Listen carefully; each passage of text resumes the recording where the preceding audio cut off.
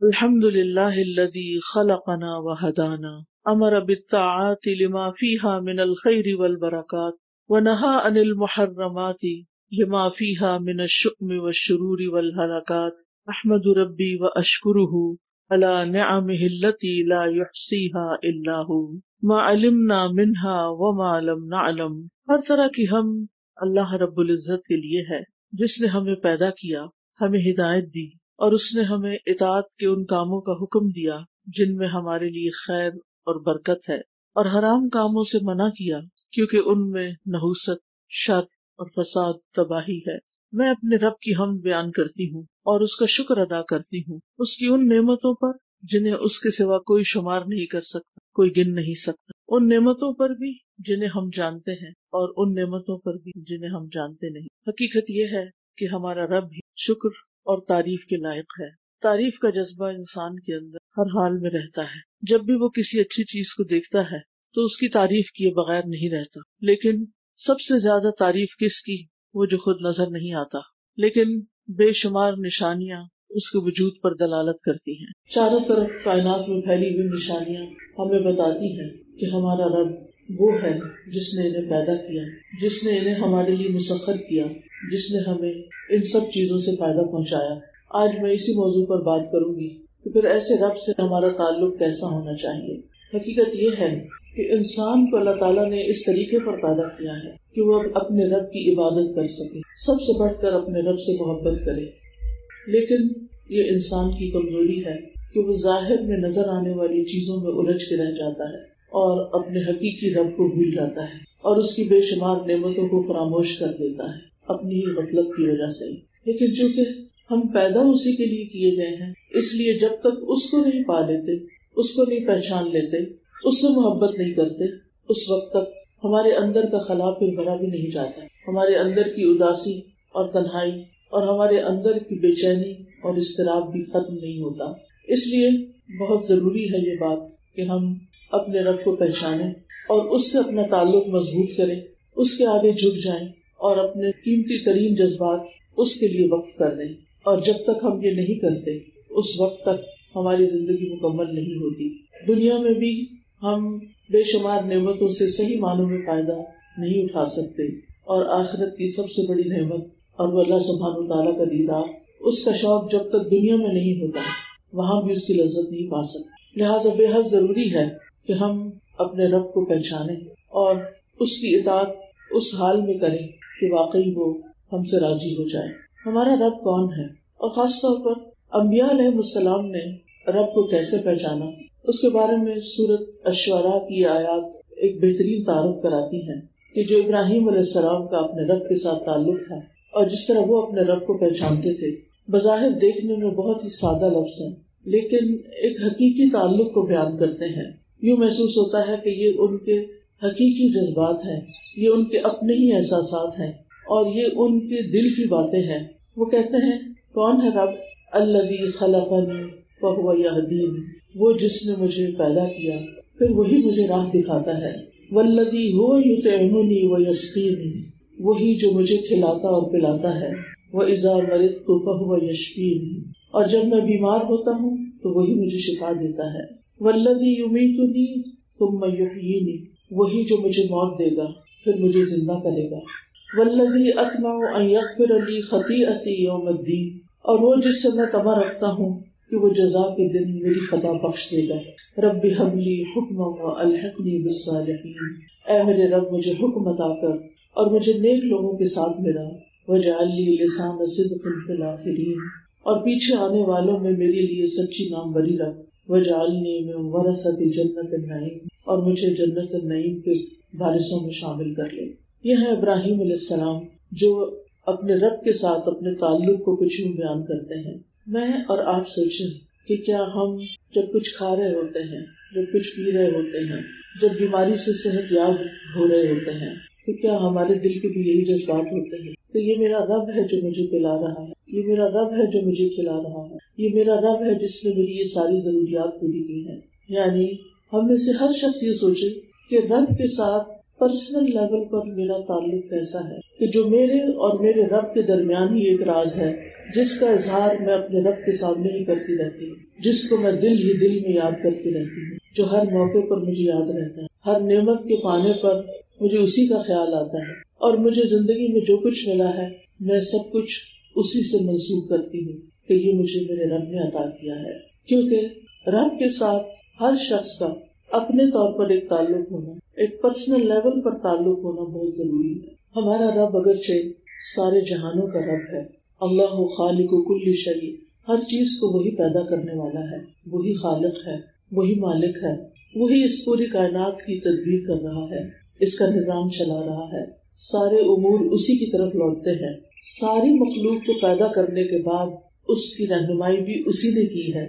الذی اعطی کل شیء خلقہ ثم ہدی، وہ جس نے ہر چیز کو اس کی شکل و صورت بخشی پھر اس کو راستہ دکھایا، وہ ہر چیز پر نگرانی کر رہا ہے، ہر چیز کی حفاظت کرنے والا ہے، حکم ان سب پر اسی کا چلتا ہے، سارے کا سارا حکم اور سارے کے سارے فیصلے اسی کی جناب سے صادر ہوتے ہیں، کاموں کی تدبیر بھی اسی کے ہاتھ میں ہے، زندگی اور موت کا رب بھی وہی ہے، آسمان اور زمین میں پائی جانے والی ہر چیز کا وہ علم رکھتا ہے، ایک ذرے سے لے کر عرش تک سب اسی کے کنٹرول میں ہے، ظاہری اور پوشیدہ باتوں کا وہ جاننے والا ہے، ہمارے دل کے اندر پائے جانے والے خیالات سے وہی واقف ہے، وہ نگاہوں کی خیانت تک کو جانتا ہے، وہ ہماری سرگوشیوں سے بھی واقف ہے، لیکن ذاتی طور پر اپنی زندگی میں، اپنی روزمرہ کی مصروفیات میں میرا اس کے ساتھ کتنا تعلق ہے اور کیسا تعلق ہے، میرے اوقات اس کی یاد میں کس طرح بسر ہوتے ہیں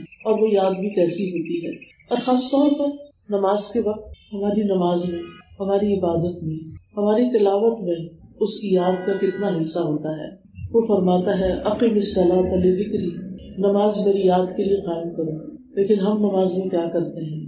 نماز کا اصل مقصد تو اس سے ملاقات ہے، اس کی عبادت کا اظہار ہے، اس کی یاد ہے، جو عملی شکل میں ہم اس کے سامنے کھڑے ہو کر کرتے ہیں، لیکن افسوس یہ کہ ہماری نماز بھی اس کی یاد سے خالی ہوتی ہے۔ جب ہم قرآن پڑھ رہے ہوتے ہیں تو یہ دیکھ رہے ہوتے ہیں کہ کتنے صفحے باقی، نماز کے وقت یہ سوچ رہے ہوتے ہیں کہ کتنی رکعتیں اب باقی رہ گئی، یعنی ہم ہر چیز کو انجوائے کر رہے ہیں، ہر چیز کے پیچھے جا رہے ہیں، طرح طرح کی چیزوں کی محبت میں گرفتار ہیں، لیکن جس نے سب کچھ دیا ہے اسی سے غافل ہیں۔ تو رب کی عبادت کے لیے اس کی معرفت بے حد ضروری ہے، اس کی پہچان ضروری ہے، اور سب سے بڑھ کر یہ کہ وہ ایک ہے اور اس جیسا کوئی نہیں۔ قل هو اللہ احد، کہہ دیجئے کہ اللہ ایک ہے، اللہ الصمد، اللہ بے نیاز ہے، لم یلد، اس نے کسی کو جنا نہیں، ولم یولد، اور نہ کوئی اس سے جنا گیا ہے، ولم یکن لہ کفوا احد، اور کوئی ایک بھی اس کا ہمسر نہیں، کوئی ایک بھی اس جیسا نہیں، لیس کمثلہ شیء وہو السمیع البصیر، کوئی چیز اس جیسی نہیں اور وہ سننے والا، دیکھنے والا ہے۔ وہ اپنی ذات میں اکیلا ہے، اپنے اسماء و صفات میں اور اپنے افعال میں کوئی بھی اس کے مشابہ نہیں، وہ بادشاہ ہے اور باقی ساری مخلوق اس کی ملکیت ہے، وہ رب ہے اور باقی سب اس کے بندے ہیں، وہ خالق ہے اور باقی سب مخلوق ہیں، وہ اکیلا ہی خالق ہے، خلق میں کوئی اس کا شریک نہیں، اسی لیے الوہیت میں بھی کوئی اس کا شریک نہیں، وہی معبود ہے اور ہم سب عبادت کرنے والے ہیں، اور ہمیں اس نے پیدا بھی اپنی عبادت کے لیے کیا ہے۔ زمین و آسمان کی ایک ایک چیز اس کی تسبیح بیان کر رہی ہے، سبح للہ ما فی السماوات وما فی الارض وان من شیء الا یسبح بحمدہ ولکن لا تفقہون تسبیحہم، کوئی چیز ایسی نہیں کہ جو اس کی تسبیح نہ کر رہی ہو، لیکن تم ان کی تسبیح کو نہیں سمجھتے۔ کائنات کی ایک ایک چیز اس کی تابعدار ہے، اس کی وفادار ہے، اس کو پہچانتی ہے، اس کو یاد کرتی ہے، اس کے آگے جھکی ہوئی ہے۔ وَلِلَّهِ يَسْجُدُ مَن فِي السَّمَاوَاتِ وَمَن فِي الْأَرْضِ، ہر ایک اس کے آگے سجدہ ریز ہے، لیکن ہم کیا کر رہے ہیں؟ ہم صرف زبان سے کہتے ہیں لا الہ الا اللہ، کہ اللہ کے سوا کوئی الہ نہیں، کوئی معبود نہیں، لیکن جب عبادت کا وقت آتا ہے تو پھر ہم کبھی نفس کے غلام بن جاتے ہیں اور کبھی بندوں کے، کبھی اپنی خواہشات کے۔ ہماری عبادت کس قسم کی ہے؟ میرا اور آپ کا اور ہم سب کا اپنے رب سے تعلق کس قسم کا ہے؟ وہ عبادت کا مستحق ہے، لیکن کیا ہم نے اس کو واقعی اس کا یہ حق دیا ہے؟ پھر یہ کہ وہ اپنی ذات میں سب سے بڑا ہے، وَهُوَ الْعَلِيُّ الْعَظِيمُ، بلند ہے، عظمت والا ہے، عرش پر مستوی ہے، اور پھر اس کے عرش کی وسعت ہم سب کو معلوم ہے کتنی زیادہ ہے۔ ابو ذر غفاری کہتے ہیں میں مسجد حرام میں داخل ہوا اور رسول اللہ صلی اللہ علیہ وسلم کو اکیلے پا کر ان کے پاس بیٹھ گیا۔ میں نے کہا یا رسول اللہ صلی اللہ علیہ وسلم کون سی آیت افضل ہے جو آپ پر نازل ہوئی؟ آپ نے فرمایا آیت الکرسی۔ کرسی کے مقابلے میں 7 آسمان اس طرح ہیں جیسے بیابان زمین میں کوئی چھلا پڑا ہوا ہو، اور پھر کرسی کے مقابلے میں عرش کا ہجوم اس طرح ہے جیسے اس چھلے کے مقابلے میں بیابان کا وجود ہے۔ اس کے عرش کی وسعتوں کو امیجن نہیں کیا جا سکتا کہ کہاں یہ کہ ہم اللہ رب العزت کی عظمت کا پوری طرح اس کا ادراک کر سکیں، اس کو محسوس کر سکیں۔ ہر چیز اس کے قبضہ قدرت میں ہے، اور قیامت کے دن وہ فرمائے گا، آسمانوں کو لپیٹ لے گا اور اپنے دائیں ہاتھ میں لے کے فرمائے گا میں بادشاہ ہوں، کہاں ہے جبار، کہاں ہے تکبر کرنے والے؟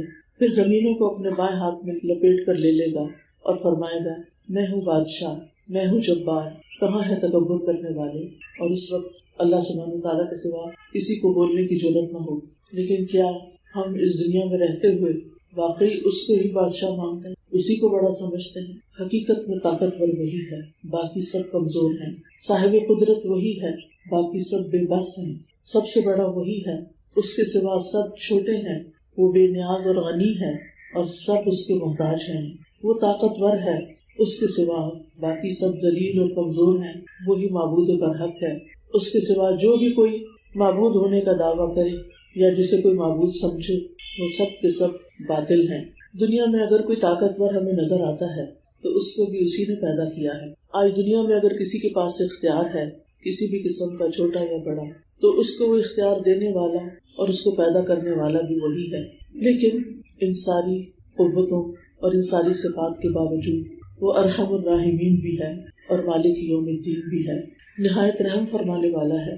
لیکن انسانوں کو بدلہ بھی خود دے گا، جو بھی وہ اس کے ساتھ دنیا میں معاملہ کر کے جائیں گے۔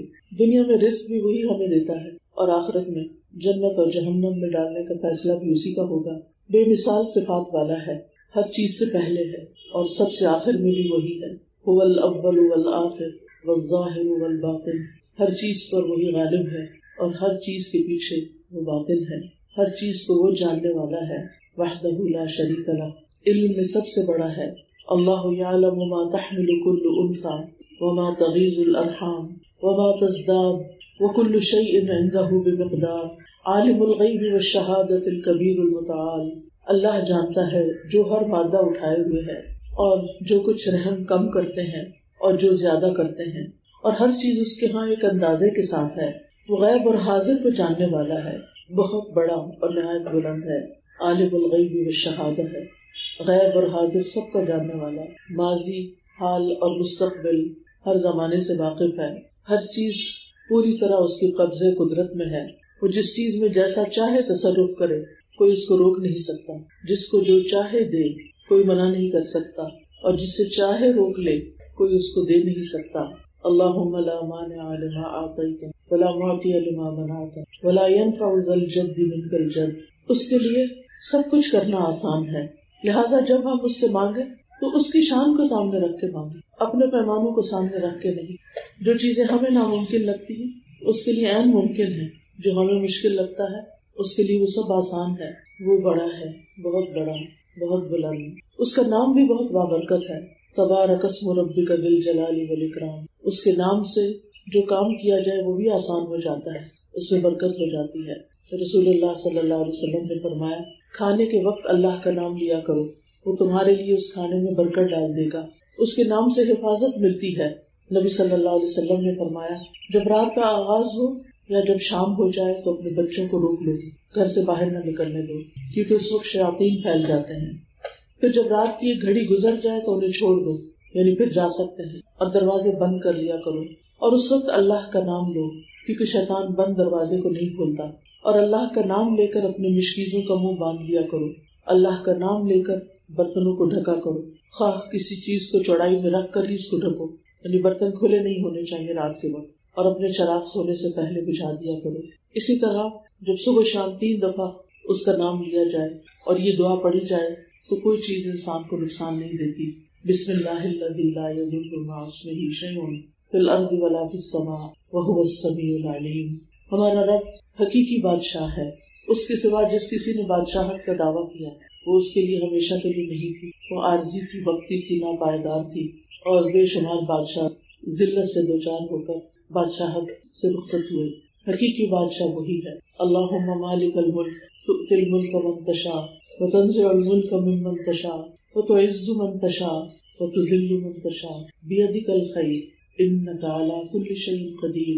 تمام مخلوقات چاہے اوپر کی دنیا میں ہو یا نیچے کی دنیا میں صرف اور صرف اسی کی ملکیت میں، سورج، چاند، ستارے، رات، دن، فرشتے، انسانوں کی روحیں، جن، پرندے، جانور، جمادات، نباتات، سمندر، نہریں، بادل، پانی، مٹی، پہاڑ، ہوائیں اور دیگر تمام چیزیں جن کو شمار نہیں کیا جا سکتا یا ان سے ہم واقف بھی نہیں، وہ ساری کی ساری اس کی ملکیت میں، اور ان سے ہم جو بھی فائدہ اٹھا رہے ہیں اس کے اذن سے اٹھا رہے ہیں، اور وہ ان تمام چیزوں کو اکیلے ہی اون کرتا ہے، اس کا ان میں کوئی بھی شریک نہیں ہے، اور بغیر کسی رکاوٹ کے اپنی مرضی کے ساتھ انہیں چلاتا ہے۔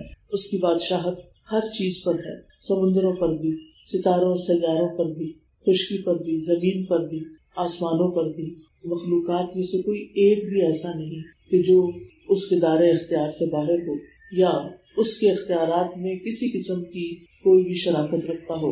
وہ سارے خزانوں کا بھی مالک ہے۔ وَإِن مِّن شَيْءٍ إِلَّا عِندَنَا خَزَائِنُهُ، کوئی بھی چیز نہیں مگر اس کے کئی خزانے ہمارے پاس ہیں۔ وَلِلَّهِ خَزَائِنُ السَّمَاوَاتِ وَالْأَرْضِ، آسمانوں اور زمین کے سارے خزانے اسی کے پاس ہیں۔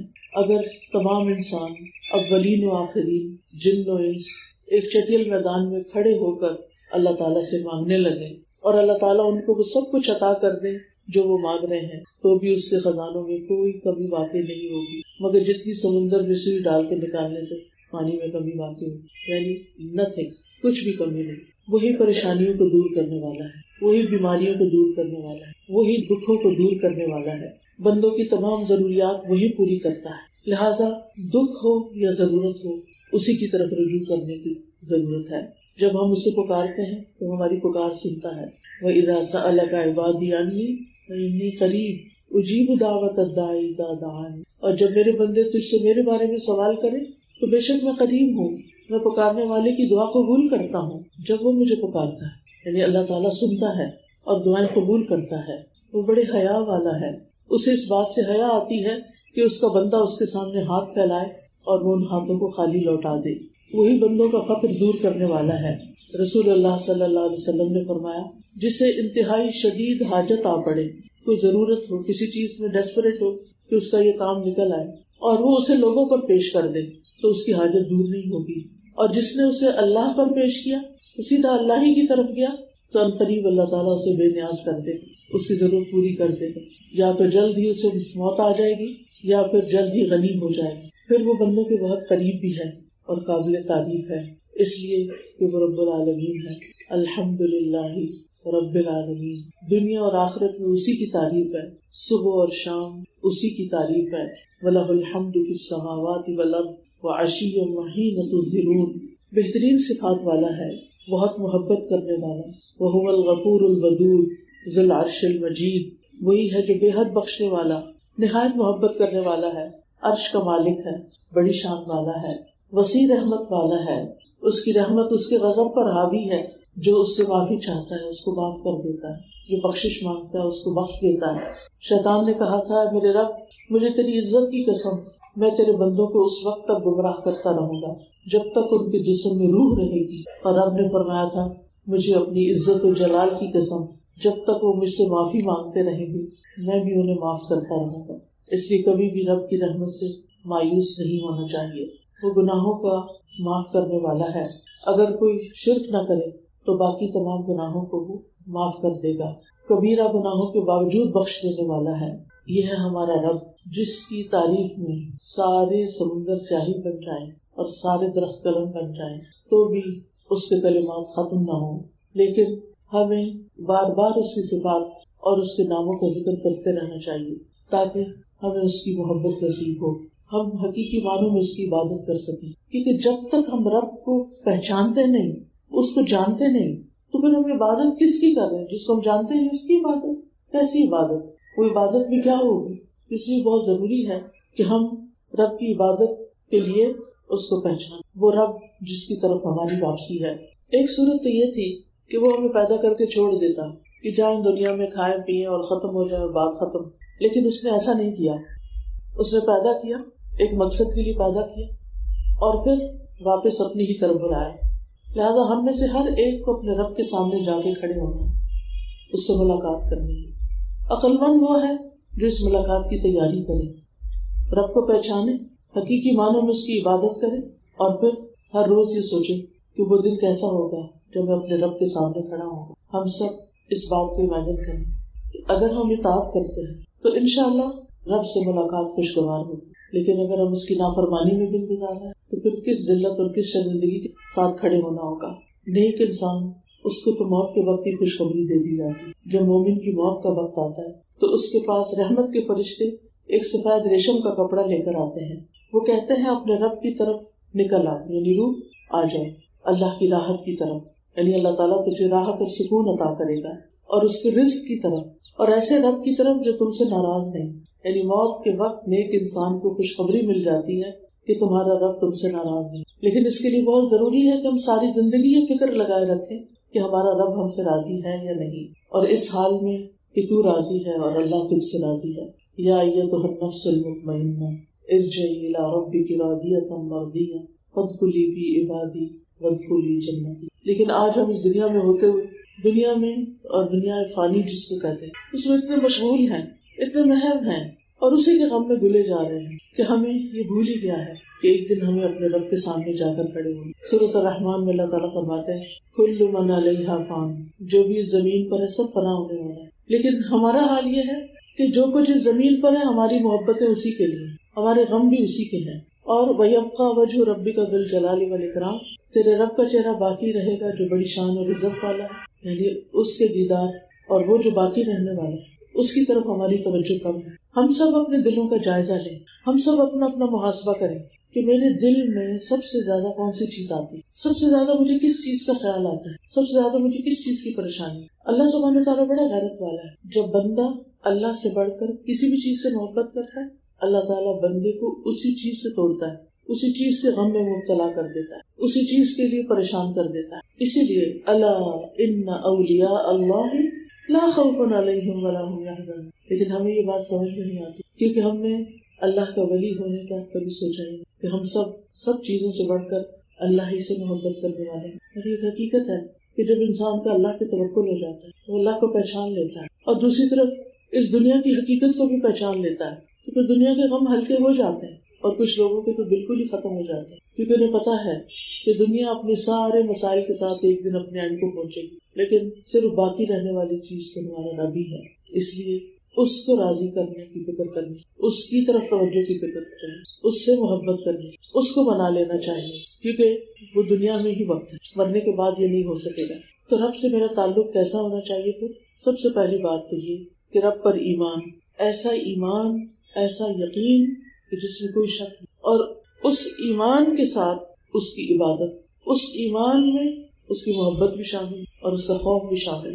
جب عبادت میں محبت اور خوف دونوں چیزیں شامل ہو جاتی تو عبادت کا لطف ہی کچھ اور ہو جاتا۔ لیکن جب عبادت صرف ایک ریچول سمجھ کر اور ایک صرف مجبوری سمجھ کر کی جاتی ہے کہ نہ کی تو پکڑ ہو جائے گی، نماز قضا کر دی تو بس سزا مل جائے گی، تو پھر اس نماز سے انسان لذت نہیں پاتا۔ کیوں نبی صلی اللہ علیہ وسلم فرماتے تھے اقیم الصلاۃ یا بلال ارحنا بلال، بلال نماز قائم کرو اور ہمیں اس سے راحت پہنچائے کہ جب رب سے ملاقات کریں گے، رب کے آگے کھڑے ہوں گے تو ساری باتیں بھول جائیں گے، دنیا کے غم بھول جائیں گے۔ لیکن ہمارا حال یہ ہے کہ ہم نے اپنے دلوں میں دنیا کو اتنی جگہ دے رکھی ہے کہ رب کے سامنے کھڑے ہو کر بھی اسی طرف دھیان رہتا ہے، دنیا ہی کے غم آگے یاد آتے رہتے، رب کے لیے نہیں روتے، رب کی محبت میں نہیں روتے نماز میں، رب کے سامنے جا کر دنیا کی محبت میں جو بذات خود نماز میں خلل ڈالنے والی چیز، تو اس کے ساتھ کسی کو شریک نہیں کرنا، نہ محبت میں۔ ابن قیم کہتے ہیں کہ جان لے کہ بندے کو اس بات کی ضرورت اور حاجت ہے کہ وہ اکیلے اللہ کی عبادت کرے، اس کے ساتھ کسی کو شریک نہ کرے، نہ محبت میں، نہ خوف میں، نہ امید میں، نہ توکل میں، نہ اللہ کے لیے عمل کرنے میں، نہ اس کی قسم کھانے میں، نہ اس کے نام کی نظر ماننے، نہ اس کی فرما برداری کرنے میں، اور نہ ہی اس کے لیے عاجزی اور انکساری کرنے، یعنی ویسی کسی اور کے لیے ہونی ہی نہیں چاہیے۔ پھر یہ کہ اس عبادت پر ثابت قدمی اختیار کرنا، اور پھر یہ کہ اس کی عبادت کے لیے باقاعدہ وقت نکالنا، ایک یہ ہے کہ دن کا ٹائم ٹیبل آپ بنائیں، نمازوں کا وقت نکال کر باقی چیزوں کو سیٹ کریں. ایک صورت یہ ہے کہ دن کی پلاننگ کرتے ہوئے پہلے نمازوں کے اوقات متعین کرنا کہ کس وقت کون سی نماز پڑھنی ہے، اور پھر اس کے بعد آج کے اہم کام کون سے ہیں وہ کس وقت کرنے ہیں، یا تو ان سے پہلے ہو یا ان کے بعد ہو. نماز کے وقت بعض اوقات کوئی پروگرام رکھ دیا جائے، بعض اوقات کوئی میٹنگ رکھ دی جائے، بعض اوقات کسی کو ملنے کا ٹائم دے دیا جائے. حیرت ہوتی ہے کہ یہ کیسے. پھر کیا ہوتا ہے، نہ نماز کی طرف توجہ اور نہ کام کی طرف توجہ، ادھورے کام، نہ نماز کا لطف اٹھایا اور نہ کسی کام کا لطف اٹھایا. تو رب کی عبادت کے لیے وقت نکالنا اور رب کی عبادت کو پرائرٹی پر رکھنا. پھر جو ہماری عبادات ہیں جس میں نماز روزہ وغیرہ شامل ہے وہ اپنی جگہ، لیکن اس کے ساتھ ساتھ یعنی صرف اسی کو کافی نہ سمجھنا، کثرت سے رب کو یاد کرنا، صرف زبان سے نہیں دل سے بھی، ہر سچویشن میں ہر موقع پر پہلے اس کو یاد کرنا. یعنی کوئی مشکل، کوئی غم، کوئی دکھ آیا تو یہ نہیں کہ سب کے نمبر ملا لیے، جب کوئی نہیں تو پھر کہا یا اللہ تو میری مدد کر. پہلے اس کی طرف متوجہ، پہلے اس سے دعا. اور ہم دیکھیں کہ اس سے سرگوشی کرنے میں، اس سے مانگنے میں، اس کی طرف توجہ کرنے میں کتنا وقت لگتا ہے، کتنی دیر لگتی ہے. وہ تو ہر وقت سنتا ہے. بندے ہر وقت نہیں سنتے، دن ہو رات ہو، پانی میں ہو آپ، آسمان میں ہو، زمین میں ہو، آسانی میں ہو، مشکل میں ہو، ہر وقت سنتا ہے. لا تأخذہ سنۃ ولا نوم، اس کو نہ نیند آتی ہے نہ اونگ آتی ہے. لہٰذا سب سے پہلے اس کی طرف متوجہ، مشکل پیش آنے پر اس کو یاد کریں، اس کا ذکر کریں، اور عبادت میں خوبصورتی اس احساس کے ساتھ لائیں کہ گویا ہم اسے دیکھ رہے ہیں، اور اگر یہ نہیں تو وہ تو ہمیں دیکھ رہا ہے. پھر یہ کہ جو کچھ کریں اسی کے لیے کریں، یہی عبادت بن جائے گی. یعنی ہر چیز عبادت، ہر قول اور فعل عبادت بن جاتا ہے جب اللہ کے لیے کیا جاتا ہے، خالصتاً اسی کے لیے اور اس کی پسند کے مطابق. کیونکہ قل ان صلاتی و نسکی و محیای و مماتی للہ رب العالمین. صرف یہاں تک نہیں فرمایا کہ ان صلاتی و نسکی، میری نماز اور میری قربانی اور بس، کیونکہ ہماری عبادت یہاں تک ہے. نماز اللہ کے لیے، قربانی اللہ کے لیے، اور محیایا زندگی میری کس کے لیے؟ لوگوں کے لیے، دنیا کے لیے. اور موت جب بھی آ جائے نہیں، زندگی بھی اللہ کے لیے، باقی کام بھی اللہ کے لیے، چاہے لوگوں کی خدمت ہو، چاہے کسی کی مدد ہو، چاہے دنیا کا کام ہو، چاہے دین کا کام ہو. اپنی نیتوں کو اللہ کے لیے خالص کرتے رہنا کہ مجھے اس کا اجر اللہ سے چاہیے، میں اس کام کے ذریعے اپنے رب کو راضی کرنا چاہتی ہوں. اور پھر عبادت کا کام ہو یا دنیا کا کام ہو، اللہ کی محبت میں کرنا. اللہ کی محبت میں کیسے ہوتا ہے؟ جو کام اللہ کی محبت میں ہوتا ہے، مثلا کسی سے آپ کی دوستی، اگر اللہ کی خاطر محبت ہے تو وہ دوستی آپ کو نقصان نہیں دے گی. لیکن اگر وہ اللہ کی خاطر نہیں، اللہ کے لیے نہیں، تو وہ محبت اپنی لمٹس کراس کرے گی اور وہ فائدے کی بجائے نقصان دہ ہو جائے گی. اپنے بچوں سے بھی محبت، اس لیے اللہ نے یہ نعمتیں ہمیں عطا کی، ان کو اللہ ہی کی اطاعت میں لگانا ہے اور ان سے اتنی محبت کرنی ہے کہ جو اللہ کی محبت سے آگے نہ بڑھے. جب آپ اس کو اپنی جگہ پر رکھیں گے نا تو پھر بچوں کی طرف سے ملنے والی خوشی اور غم اور سب کچھ بھی اپنے ایک لمٹ کے اندر آ جائے گا، وہ آپ کو ڈسٹرب نہیں کرے گا. لیکن جب وہ لمٹ کراس کر جاتی ہے محبت ان کی یا کسی بھی چیز کی محبت، تو پھر وہی انسان کے لیے مصیبت بن جاتی ہے، وہی انسان کے لیے دکھ اور تکلیف اور پریشانی کا سبب بن جاتی ہے. لہٰذا اللہ سے تعلق کس طرح ہونا چاہیے؟ عبادت اسی کے لیے، ذکر اسی کا، محبت اس سے، خوف بھی اسی کا، اور سب سے بڑھ کر خوف اسی کا، اور غائبانہ طور پر اللہ سے ڈرنا. وَأُزْلِفَتِ الْجَنَّةُ لِلْمُتَّقِينَ غَيْرَ بَعِيدٍ هَذَا مَا تُوعَدُونَ لِكُلِّ أَوَّابٍ حَفِيظٍ مَنْ خَشِيَ الرَّحْمَنَ بِالْغَيْبِ وَجَاءَ بِقَلْبٍ مُنِيبٍ ادْخُلُوهَا بِسَلَامٍ ذَلِكَ يَوْمُ الْخُلُودِ لَهُم مَّا يَشَاءُونَ فِيهَا وَلَدَيْنَا مَزِيدٌ. اور جنت متقین کے قریب کر دی جائے گی جو کچھ بھی دور نہ ہوگی. یہ ہے جس کا وعدہ تم سے کیا جاتا تھا ہر اس شخص کے لیے جو بہت رجوع کرنے والا، خوب حفاظت کرنے والا ہو، جو رحمان سے بن دیکھے ڈر گیا ہو اور رجوع کرنے والا دل لے کر آیا ہو. کہا جائے گا اس میں سلامتی کے ساتھ داخل ہو جاؤ، یہی ہمیشہ رہنے کا دن ہے. ان کے لیے وہاں وہ کچھ ہوگا جو وہ چاہیں گے، اور ہمارے پاس مزید بھی ہے. مزید کیا ہے؟ اللہ سبحانہ وتعالیٰ کا دیدار. پھر ہر موقع پر اللہ سے ڈرنا، یعنی خوشی کا موقع ہو، غم کا موقع ہو، کچھ خریدنے کا ہو، کچھ بیچنے کا ہو، کیونکہ ان معاملات میں ہم عموماً اللہ تعالیٰ کو بلا دیتے ہیں. اسی لیے ہمارے خرید و فروخت میں اسراف بھی ہوتا ہے، ہم نافرمانی کی چیزیں بھی کرنے لگتے ہیں اور ہمیں کچھ فکر بھی نہیں ہوتی. ہم کہتے ہیں ہم نے نماز بڑی اچھی سی پڑھ لی، ہم تو تہجد بھی پڑھتے ہیں، ہم تو حجاب بھی کرتے ہیں، ہم تو صدقہ خیرات بھی کرتے ہیں، لیکن جب معاملات آتے ہیں تو ان میں دھوکہ دہی یا فریب یا ان باقی چیزوں کے بارے میں نہیں سوچتے. تو جو اللہ کی محبت میں جیتے ہیں وہ اللہ کے بندوں کو نقصان بھی نہیں دیتی. وہ کسی پہ ظلم نہیں کرتے, وہ اپنے آپ پہ بھی نہیں کرتے, اس کے ہر حکم کو لیتے ہیں. یا ایھا الذین آمنوا ادخلوا فی السلم کافۃ, اے لوگ جو ایمان لائے دین میں پورے کے پورے داخل ہیں, اور اس کی منہیات جن چیزوں سے اسے روکا ہے اس سے بھی بچتے ہیں, جو فرائض اس نے عائد کیے ہیں ان کو ادا کرتے ہیں اور دل کی خوشی سے پورے کرتے ہیں, یعنی صرف ایک مجبوری سے نہیں, بہترین طریقے سے اللہ کی عبادت کرتے ہیں. اور اس میں آپ دیکھیں کہ نبی صلی اللہ علیہ وسلم نے حضرت معاذ بن جبل کا ہاتھ پکڑا اور فرمایا, اے معاذ میں تم سے محبت کرتا ہوں. حضرت معاذ کہتے ہیں میں نے عرض کیا اللہ کے رسول میں بھی آپ سے محبت کرتا ہوں. تو رسول اللہ صلی اللہ علیہ وسلم نے فرمایا, تم پابندی سے ہر نماز میں یہ دعا مانگا کرو, رب اعنی علی ذکرک و شکرک و حسن عبادتک, کیونکہ جب بندے کو بطور رزق اچھی عبادت کی توفیق دے دی جاتی ہے تو اس کا سینہ کھل جاتا ہے, دل مطمئن ہو جاتا ہے اور وہ عبادت کی لذت پا لیتا ہے, اور یہ اللہ کی مدد سے ہی ہوتا ہے. اس لیے ہر نماز کے بعد ایسا کرنا ضروری ہے. اور پھر آپ دیکھیے نبی صلی اللہ علیہ وسلم حضرت معاذ سے محبت کا اظہار کرتے ہیں, اور یہ محبت اللہ کی خاطر تھی.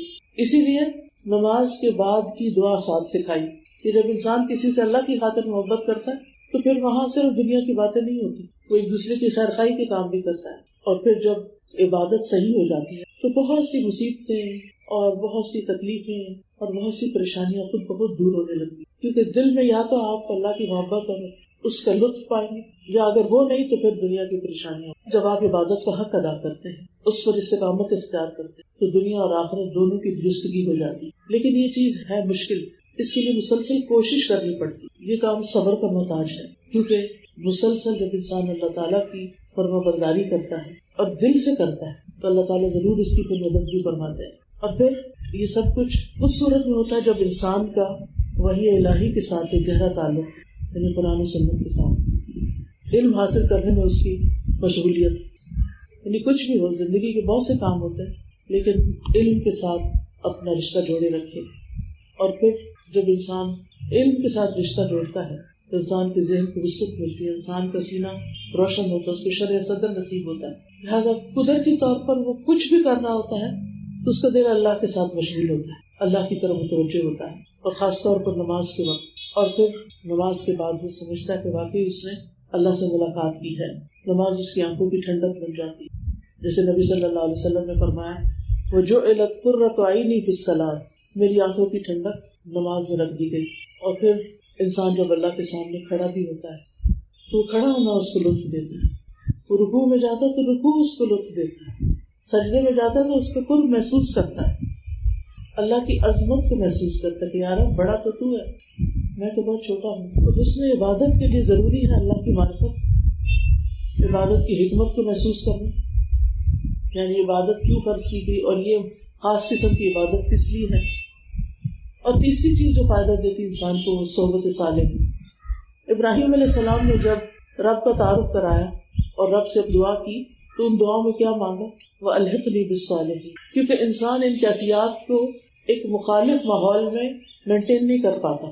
یعنی آپ اتنی کوشش کر کے ایک لیول تک پہنچتے ہیں اور پھر اگر آپ کے آس پاس ہر وقت ماحول ایسا ہے تو پھر واپس آپ کو پلٹا دے, پھر آپ کے سامنے اور چیزیں زیادہ بڑی ہو کے نظر آنے لگتی. اس لیے نیک لوگوں سے دوستی, صالح لوگوں سے دوستی, ان کی مجلس میں بیٹھنا, اور پھر ایسے کاموں سے بچنا جن سے رب ناراض ہوتا ہے, ایسے الفاظ بھی ادا نہیں کرنا جو رب کی ناراضگی کا باعث بنتے ہیں, اپنی ہر حاجت کو اللہ کے سامنے رکھنا, اپنی ہر تمنا, اپنی ہر خواہش اس کے سامنے رکھنا, اس کے آگے گڑ گڑانا, پریشانی میں اسی کی طرف رجوع کرنا, ہر کام میں اسی سے مدد مانگنا, چھوٹی چھوٹی چیزوں میں. آپ کو معلوم ہے نا کہ صحابہ کرام جوتی کا تسمہ بھی ٹوٹتا تھا تو اللہ کی طرف رجوع کرتے.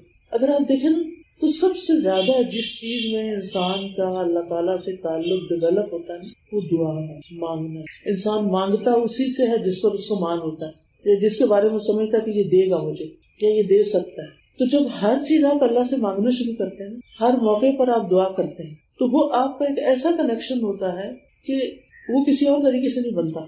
کبھی کبھی انسان سوچتا ہے کہ اللہ تعالیٰ نے مجھے اس مشکل میں کیوں ڈالا ہے. ہر انسان کی زندگی میں کچھ چیلنجز ہوتے ہیں, کچھ پریشانیاں ہوتی ہیں, تو اگر آپ اس کی حکمت پہ غور کریں تو اس کی جو خاص حکمت سمجھ میں آتی ہے وہ یہ کہ اللہ چاہتا ہے کہ بندہ اس کی طرف متوجہ رہے, کیونکہ یہ ہم لوگوں کی عادت ہے کہ پریشانی میں جس طرح رب کو یاد کرتے ہیں اس کے علاوہ نہیں کرتے. پریشانی, تکلیف, آزمائش, امتحان, یہ سب ذریعہ بن جاتا ہے خوب خوب دعائیں کرنے, اللہ سبحانہ تعالیٰ سے ایک خاص تعلق قائم کر لینے کا. لہٰذا انسان جب اللہ سے مانگتا رہتا ہے، جیسے کہ حدیث میں بھی آتا ہے وَإِذَا سَأَلْتَ فَاسْأَلِ اللَّهَ وَإِذَا اسْتَعَنْتَ فَاسْتَعِنْ بِاللَّهِ، جب مانگو اللہ سے مانگو، جب مدد چاہو اللہ ہی سے مدد چاہو، اور اس میں اللہ کو کافی سمجھو.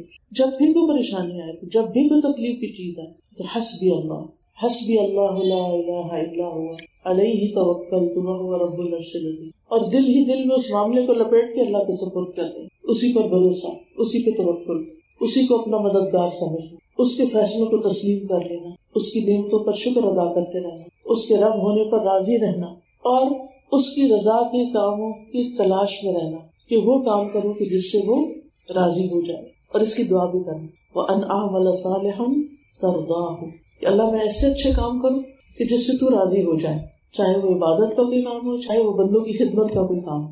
کیونکہ اللہ تعالیٰ قیامت کے دن کہیں گے نا کہ اے میرے بندے، تو نے مجھے پانی نہیں پلایا، تو نے مجھے کھلایا نہیں، تو نے میری عادت نہیں کی. تو بندہ کہے گا تو رب العالمین ہے، میں یہ کیسے کر سکتا؟ تو اللہ تعالیٰ کیا فرمائیں گے کہ میرا فلاں بندہ پیاسا تھا، تو نے اسے پانی نہیں پلایا، اگر تو اسے پانی پلاتا تو مجھے وہاں پاتا. فلاں بندہ بھوکا تھا، اگر تو اسے کھلاتا یعنی اس کی ضرورت پوری کر دیتا تو مجھے وہاں پاتا. تو اللہ کی خاطر جو بندوں کی ضروریات انسان پوری کرتا ہے، یہ بھی اللہ سبحانہ وتعالیٰ کے ساتھ ایک گہرا تعلق کا باعث ہے. اور پھر من احب للہ وابغض للہ واعطى للہ ومنع للہ فقد استکمل الایمان، محبت کرے تو اللہ کے لیے، کسی سے بغض رکھے تو اللہ کے لیے، کسی کو کچھ دے تو اللہ کے لیے، کسی سے کچھ روکے تو اللہ کے لیے. جب ہر چیز اللہ کے لیے ہو جائے تو پھر ایمان مکمل ہو جاتا ہے. صبر بھی اللہ ہی کی خاطر کہ اس کا اجر مجھے اللہ سے ملے. غصہ بھی اللہ کی خاطر پی جانا.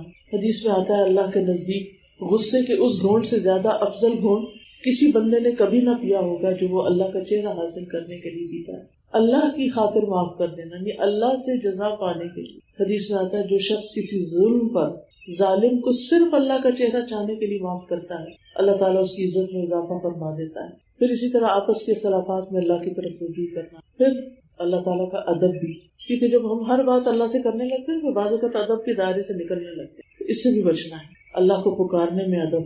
ادعوا ربکم تضرعا وخفیا انہ لا يحب المعتدین، تم اپنے رب کو عاجزی سے اور چپ کے پکارا کرو، وہ حد سے بڑھنے والوں کو پسند نہیں کرتا.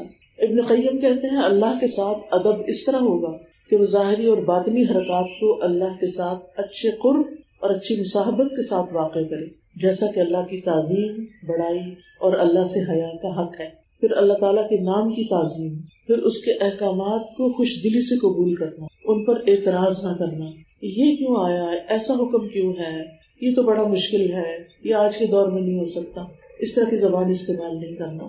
یعنی بعض اوقات انسان صاف انکار کر دیتا، میں تو نہیں یہ کر سکتا، یا ان پر عمل کرنے سے تکبر کرتا ہے، یا ان پر عمل کرنے سے سستی کا مظاہرہ کرتا ہے. تو جب انسان کے اندر اللہ کی محبت ہوتی ہے اور اللہ کے لیے کچھ کرنا ہوتا ہے تو انسان کے دل میں یہ یقین ہوتا ہے اللہ سب سے بڑا ہے، لہٰذا میں اس کے لیے کوئی کام کر رہا ہوں تو کیا مشکل ہے، مجھے اس سے جزا چاہیے. پھر سارے لوگوں کی نظریں چھوٹی ہو جاتی ہیں کہ لوگ کیا کہیں گے. جب تک لوگ ہماری نگاہوں میں بڑے رہتے ہیں تو پھر ہم بہت سے احکامات پر عمل ہی نہیں کرتے کہ لوگ کیا کہیں گے. لیکن جب اللہ ہمارے سامنے بڑا ہو جاتا ہے، ہماری زندگی میں وہ سب سے بڑا ہو جاتا ہے، تو پھر ہمیں کچھ بھی کرنے میں مشکل نہیں لگتی، ہم اس کے لیے کر رہے ہیں اور وہ ہمیں دیکھ رہا ہے. پھر یہ ہے کہ اللہ سبحانہ وتعالیٰ کے ساتھ ادب کا ایک تقاضا یہ بھی ہے کہ اس سے کبھی بدگمان نہ ہو، اس سے کبھی مایوس نہ ہو، کبھی اس کو الزام نہ دے. پھر بغیر علم کے اللہ کی طرف کوئی بات منسوخ نہ کرے کہ اللہ تعالیٰ یہ کرتا ہے، اللہ تعالیٰ یہ کہتا ہے، اللہ تعالیٰ فرماتا ہے اور کہیں نہ فرمایا ہو. یہ سخت بڑا جھوٹ ہے، یہ کبیرہ گناہ سے بھی بڑا گناہ ہے، اکبر الکبائر میں سے ہے. پھر اللہ کی طرف بھلائی کی نسبت کرنا، شر کی نسبت نہ کرنا ہے. ابراہیم علیہ السلام نے کہا تھا الذی خلقنی فهو یهدینی والذی هو یطعمنی ویسقینی واذا مرضت فهو یشفین. بیماری کو اپنی طرف منسوب کیا، میری اپنی کوتاہیوں کا نتیجہ ہے. اور پھر آخر میں یہ کہ اس کو زندگی بھر کے لیے مینٹین کرنا ہے. بعض اوقات ایسا ماحول ہمیں ملتا ہے، ایسا علم ملتا ہے، ایسی کمپنی ملتی ہے کہ ہمارا ایمان بہت بڑھ جاتا ہے، ہمارا اللہ سے تعلق خاص ہو جاتا ہے، اللہ کی عبادت میں لذت نصیب ہوتی ہے. لیکن پھر کچھ دن کے بعد وہ سب ڈھیلا پڑنے لگتا. تو اس کی بھی فکر کرنی کہ کون سی ایسی غلطی کی تھی، کون سا ایسا کام کیا تھا کہ جس کی وجہ سے یہ میرے ساتھ ہو رہا ہے. ان غلطیوں کی توبہ، استغفار، اور پھر موت تک رب کی عبادت. وَاعْبُدْ رَبَّكَ حَتَّىٰ يَأْتِيَكَ الْيَقِينُ. توحید پر، کلمہ لا الہ الا اللہ پر خاتمے کی دعا، رب کی ملاقات کا شوق، اور پھر رب سے دعائیں، خاص طور پر اپنے لیے، اپنے ایمان کے لیے، استقامت کے لیے، اپنے والدین کے لیے، ازواج کے لیے، اولاد کے لیے، خصوصاً اولاد کے نمازی بننے کی دعا، پھر تمام انسانوں کے لیے، سب کی بخشش کے لیے، اور پھر ہر طرح کی خیر پانے کے لیے، دلوں کی صفائی کے لیے، علم میں اضافے کے لیے، معاملات کو سمجھنے کے لیے، معاملات کی آسانی کے لیے، شکر گزار اور اطاعت گزار بننے کے لیے، اپنے دشمن شیطان سے حفاظت کے لیے. لہٰذا جب دعائیں ہم اللہ سے کریں گے اور دنیا اور آخرت کی ساری بلائیاں پانے کے لیے اور جنت میں اپنے رب کا دیدار پانے، تو رب کے ساتھ تعلق مضبوط تر ہوتا چلا جائے گا. جس بندے کی دعاؤں میں کمی ہوتی ہے اس کے رب سے تعلق میں بھی کمی واقع ہے. تو دعائیں تعلق بڑھانے کا بہترین ذریعہ ہے. اللہ سبحانہ وتعالیٰ ہمارے اس تعلق کو بہترین کر دے، مضبوط کر دے، اور ہر آن یہ تعلق مضبوط سے مضبوط تر ہوتا چلا جائے. وآخر دعوانا الحمد للہ رب العالمین. اگر آپ کے ذہن میں کوئی اور بات ہو، کچھ ایڈ کرنا چاہتے ہیں تو یو آر موسٹ ویلکم. میں فکر کروں کہ یہ تصویر جو مجھے ایسا لگتا ہے کہ واقعی حقیقت جو اللہ کی پہچان مجھے ہوئی ہے وہ اس کتاب کو پڑھنے کے بعد ہوئی ہے. ہمیں نام پتہ ہوتے ہیں اللہ کے، ان کی میننگ بھی پتہ ہوتی ہے، لیکن جس طرح سے اس کتاب میں اس کو بیان کیا گیا اور اس کو پڑھنے کے بعد جو تعلق میرا اللہ سبحانہ تعالیٰ سے مضبوط ہوا، جتنا توکل میرا اللہ سے بڑھا، کہ مجھے محسوس ہوا کہ اللہ تعالیٰ تو سبب الاسباب ہے، اس کو تو اس کی بھی ضرورت نہیں ہے نا، کہ اگر آگ کا کام ہے جلانا، اگر اللہ نہیں چاہے گا تو وہ اس کو نہیں جلائے گی. پھر جس طرح سمندر کا واقعہ بیان ہوا، تو یہ ساری چیزیں میرے ذہن میں یہ آ رہی تھی کہ اللہ سے ہمارا تعلق اور دنیا سے ہمارا تعلق، پھر اللہ کی طرف محبت اور دنیا سے جو لوگوں سے ہم محبت کرتے ہیں. تو جب ساری نسبت ہم اللہ کی طرف لے جاتے ہیں نا، تو پھر ہم دنیا کی تمام لذتوں سے لینے آ جاتے ہیں. ہمیں پھر کسی کی کوئی بات بری نہیں لگتی، ہمیں کسی کا کوئی معاملہ تکلیف نہیں دیتا، کوئی پریشانی نہیں لگتی، کیونکہ ہمارے دل میں بس یہی آتا ہے اللہ ہے نا. تو وہ مجھے وہ والی عبارت بھی بہت اچھی لگتی ہے، کل من احب اللہ انس به ومن احب غیر اللہ عذب به. کہ جب آپ کو، وہی آپ نے جس طرح بات کی نا کہ دنیا کی محبت آپ بہت زیادہ جب کسی سے کرتے ہو تو آپ ایکسپیکٹ بھی اس سے کرتے ہو، اور وہیں سے اللہ آپ کو چھوٹ جو ہے وہ دیتا ہے. علم مجالس کو ذکر کی مجالس اسی لیے کہا جاتا ہے کہ علم یاد دہانی کرانی ہے. بہت سی باتیں ہمیں پتہ ہوتی ہیں، ہم بھول جاتے ہیں، پھر یاد آ جاتے ہیں، پھر کچھ عمل میں آ جاتے ہیں، پھر کچھ بھول جاتے ہیں، پھر دوبارہ یاد دہانی چاہیے ہوتی ہے.